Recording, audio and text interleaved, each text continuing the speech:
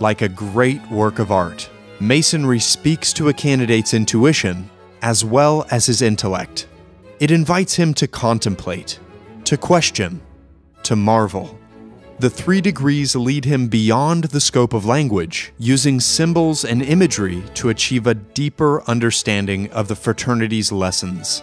For many brothers, it is this imagery, displayed in the Art of Masonic Education, that unlocks the true meaning of the craft. So a time Masonic art that created an aha moment for me was when I was doing my first proficiency as an entered apprentice, and I would go on with my coach and hear him repeat the words of the proficiency, and I had to repeat back, but it wasn't until I saw my first floor cloth that I really understood what was going on, and tracing it in my brain, seeing images compared to just being told words what to say really resonated with me in a different way. As Freemasonry spread across Europe and then the world, visual aids helped preserve the fraternity's ritual, from lodge to lodge. These pieces were also part of a larger historical context.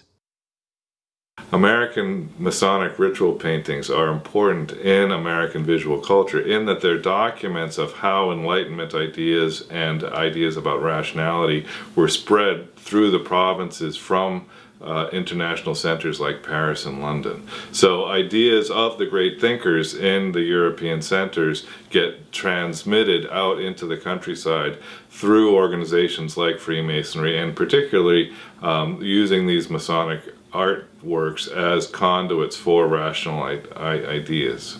For their historic value and aesthetic impact, many Masonic works are now regarded as treasures of the art world. But they sprung from humble beginnings.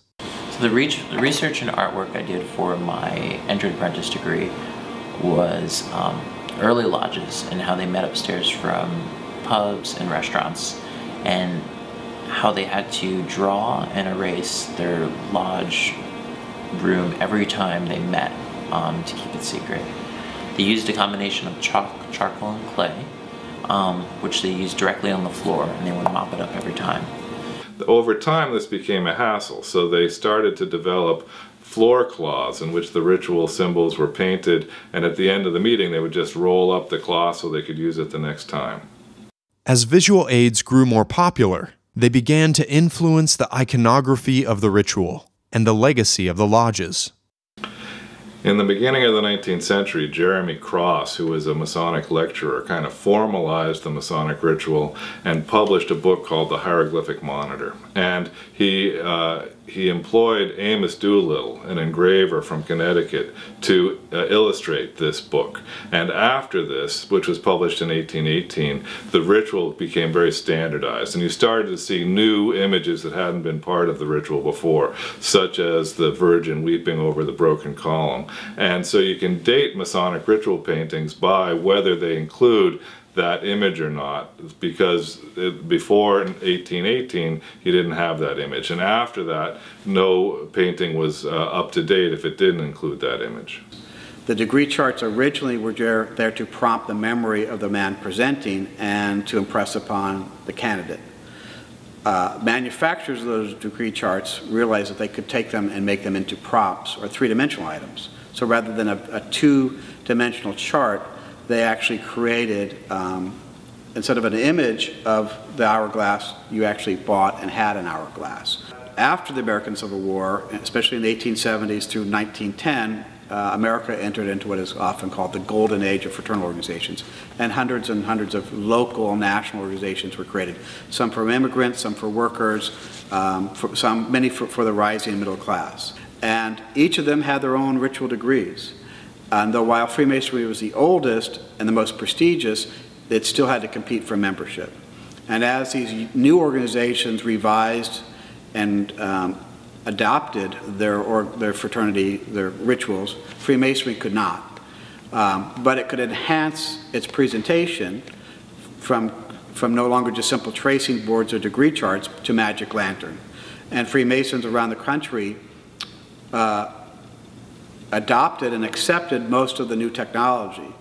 With these changes came controversy.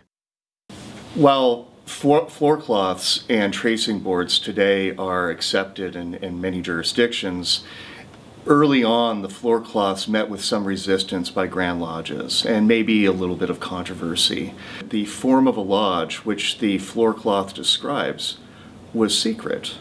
So you have a permanent representation of a form of a lodge with all the symbols that, well, today we may say, well, they're just only symbols, they're like hieroglyphs. Some believe that they could reveal too much. And so, for instance, the Grand Lodge of Scotland was not too happy with lodges using floor cloths, but had to relent because they were so widespread they couldn't stop the use of them. And so these floor cloths and eventually the tracing boards proliferated all throughout the craft. In California, the Grand Lodge pushed back, issuing a stern ruling in 1938. Leslie Wood, then the Grand Lecturer, was very concerned about these emblematic charts and also the use of slides in the lodge rooms. This was precipitated by a lodge's attempt to exemplify the third degree in film. Now, of course, we have done educational videos about the lectures since, and I believe that that's what that lodge was attempting to do. But it concerned him to such a degree that he decided to ban all visual representations. Any slide, map, chart, or picture of any nature, showing in part or in whole the secret work of the 3 degrees of Masonry, is contrary to the laws of the fraternity, and in violation of the obligations of the order. And no lodge in this jurisdiction shall use equipment, or in any way shall it or any Mason be in possession thereof. Had the ruling taken the idea of secrecy too far? Did such visual aids truly reveal too much? Regardless, California lodges rushed to hide or destroy their degree charts and slides. Many artifacts were lost forever.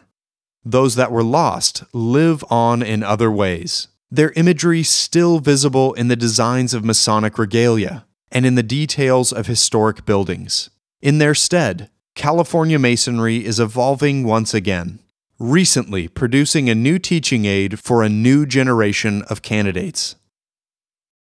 So in 2013, the Grand Lodge of California implemented the Candidate Learning Center, which is an online course whereby the candidate can review the materials given to him by his lodge and take tests or quizzes or games in order to improve his memory of what he experienced and thereby internalize better what he has already learned. In a way, it's sort of an online emblematic chart. The Candidate Learning Center